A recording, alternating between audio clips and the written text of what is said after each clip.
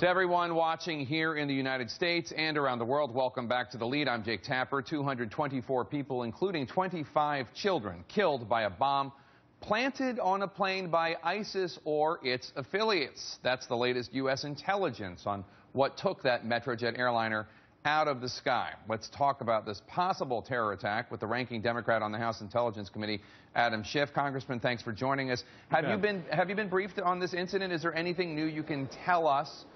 Does what you're being told by investigators match our reporting that the latest U.S. intelligence is that it was ISIS or an ISIS affiliate planting a bomb on this plane? You know, I have been briefed, and I guess I would urge people not to jump to any conclusions yet. We are still trying to confirm what the cause of the crash was. It is certainly possible that it was an explosive, but it's also possible that this was a structural problem with the plane, with the tail section of the plane. So at this point, I don't think we're prepared to draw any conclusions. But obviously, we're investigating it and directing our intelligence resources to try to determine the cause of the crash. You were in the Sinai just a few months ago. What can you tell us about the presence of extremists, of terrorists, of even ISIS affiliates in the Sinai and their capabilities? Well, there has been a terrorism presence there for quite some time, but it has become much more potent, much more numerous. The sophistication of the attacks, largely on the Egyptian military, have been increasing in their intensity and their scope.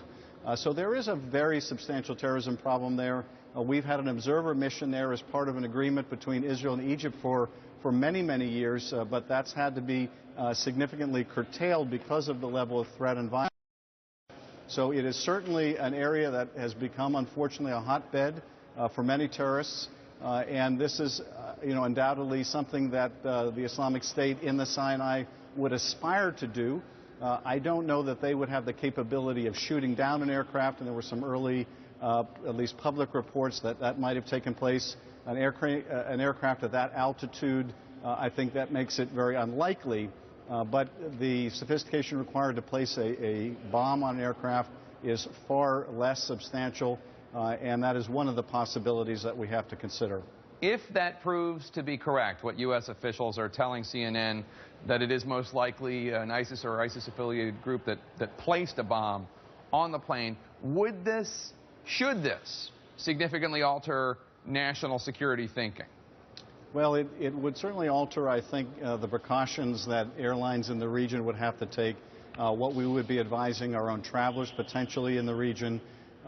In terms of our efforts in Egypt, in Syria, and Iraq, it probably doesn't change that very much. The biggest impact, though, may be on Russia. If ultimately there's some confirmation that ISIS did bring this plane back, bring it down rather, the question would be what impact would that have on Putin, on the Russian psyche, on their willingness to commit even greater forces to the conflict. That may be the biggest question mark if that's the case. But again, I'd caution your viewers not to jump to any conclusions at this point. We'll know a lot more when those black boxes are analyzed. All right. Adam Schiff, Congressman from the House Intelligence Committee, thank you so much for joining us. Appreciate it.